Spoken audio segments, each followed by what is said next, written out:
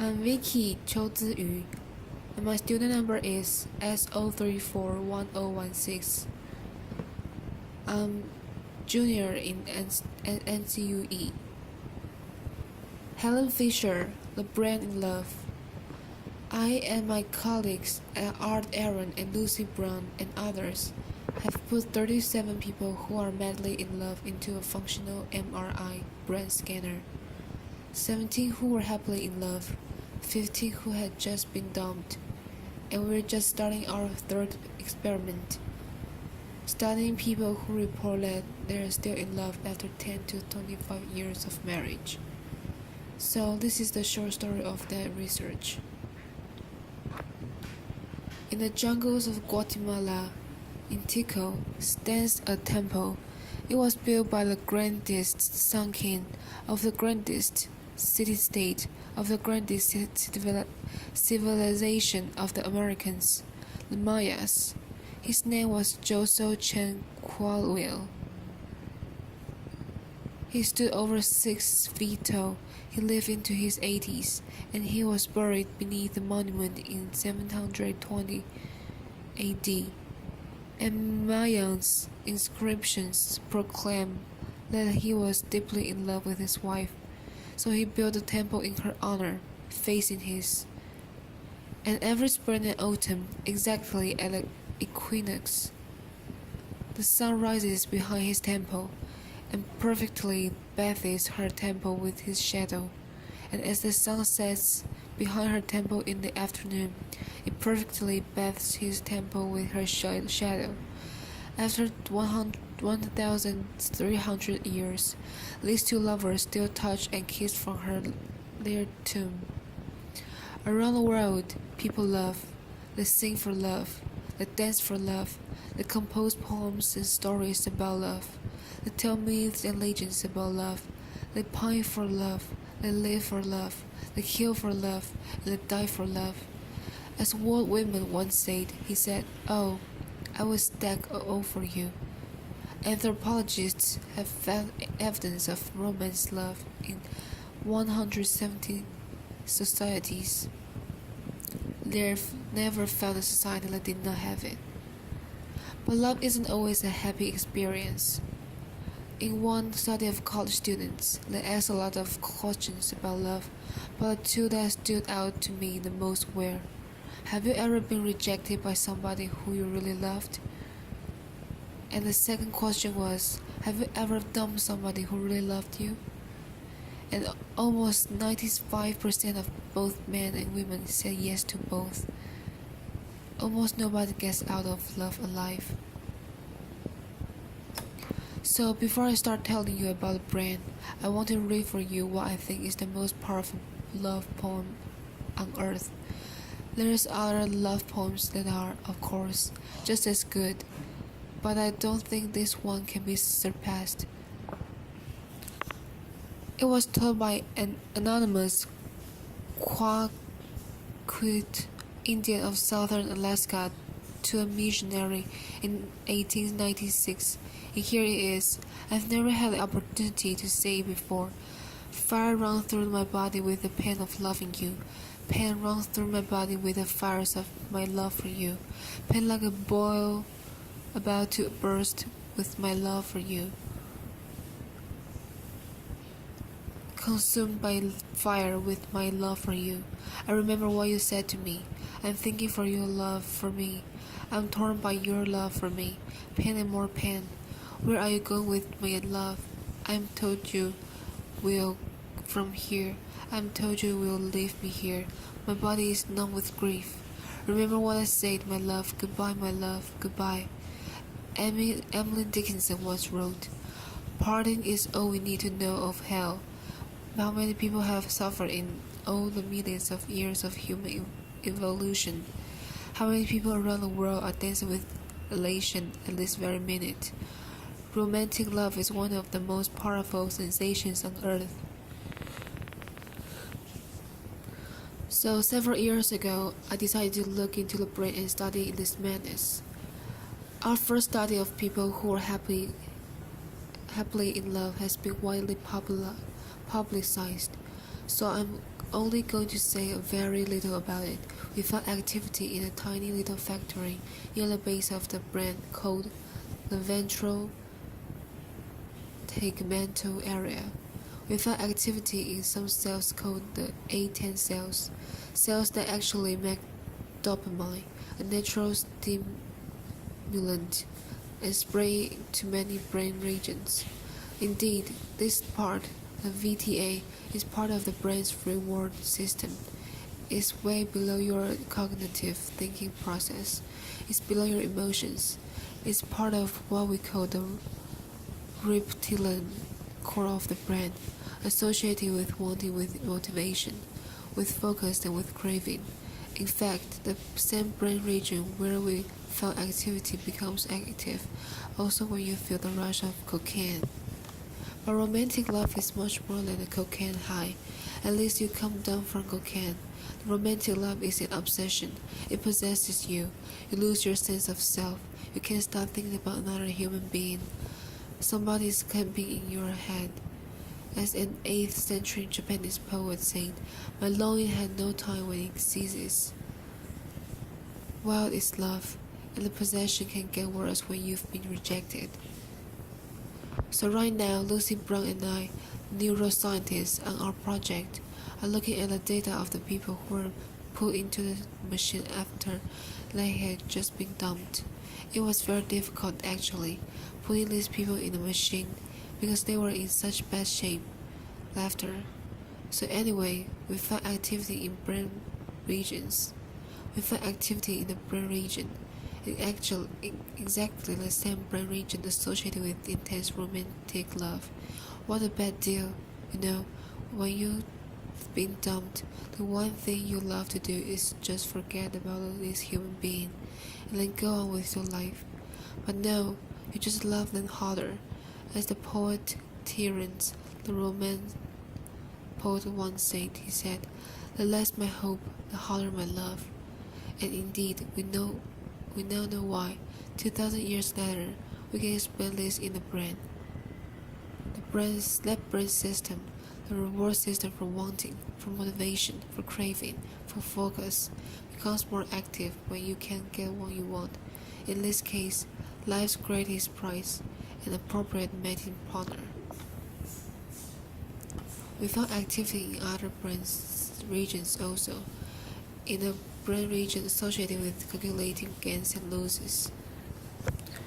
You're lying there, you're looking at a picture, and you're in this machine, and you're calculating. What went wrong. How what have I lost. As a matter of fact, Lucy and I have a little joke about this. It comes from a David Mamet play, and there's two con artists in the play, and the woman is conning the man, and the man looks at the woman and says, "Oh, you're a bad pony. I'm not going to bet on you."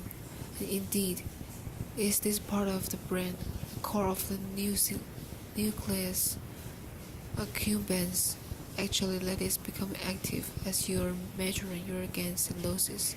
It's also the brain region that becomes active when you're willing to take enormous risks for huge gains and huge losses. Last but not least, we found activity in the brain region associated with deep attachment to another individual. No wonder people suffer around the world, and we have so many crimes of passion. When you've been rejected in love, not only are you engulfed with feelings of romantic love, but you are feeling deep attachment to this individual. Moreover, this brain circuit for reward is working, and you are feeling intense energy, intense focus, intense motivation, and a willingness to risk it, all to win life's greatest prize. So what have I learned from this experiment that I would like to tell the world? For most, I have come to think that romantic love is a drive, a basic mating drive, not a sex drive. The sex drive gets you out there looking for the whole range of partners. Romantic love enables you to focus your mating energy on just one at a time, conserve your mating energy, and start the mating process with a single individual. I think of all the poetry that I've read about romantic love. What sums it up best is something that is said by Plato over 2,000 years ago. He said, "The God of love lives in the state of need. It's a need, it is an urge, it's a homeostatic imbalance, a hunger and thirst. It's almost impossible to stamp out." I've also come to believe that romantic love is an addiction, a perfectly wonderful addiction when it's going well, and a perfectly horrible addiction when it is going poorly.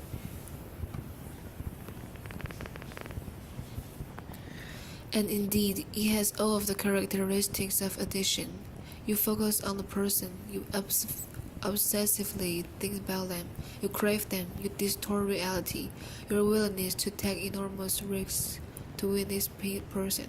It's got the three main characteristics of addiction: tolerance, you need to see them more and more and more, withdrawals, and last relapse. I've got a girlfriend who's just getting over a terrible love affair. It's been about 8 months. She's beginning to feel better, and she was driving alone in her car the other day, and suddenly she heard a song on the car radio that reminded her of this man, and she not only did an instant craving come back, but she had to pull over from the side of the road and cry. So one thing I would like the medical community, and the legal community, and even the college community to see if they can understand that indeed, romantic love is one of the most addictive substances on earth. I would also like to tell the world that if animals love, there's not an animal on this planet that will copulate with anything that comes along.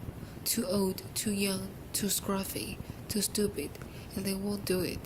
Unless you're stuck in a laboratory cage, and you know if you spend your entire life in a little box, you're not going to be as picky about who you have sex with.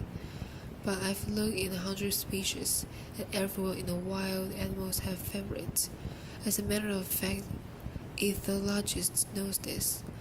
There are over 8 words for what they call animal favoritism: selective prospectivity, male choice, female choice, sexual choice, and indeed, there are now 3 academic articles in which they've looked at this attraction, which may only last for a second, but it's a definite attraction, and either this sembrant region, this reward system, or the chemicals of that reward system are involved.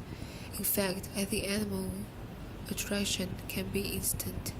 You can see the elephant instantly go for another elephant, and I think that this is really the origin of what you and I call love at first sight.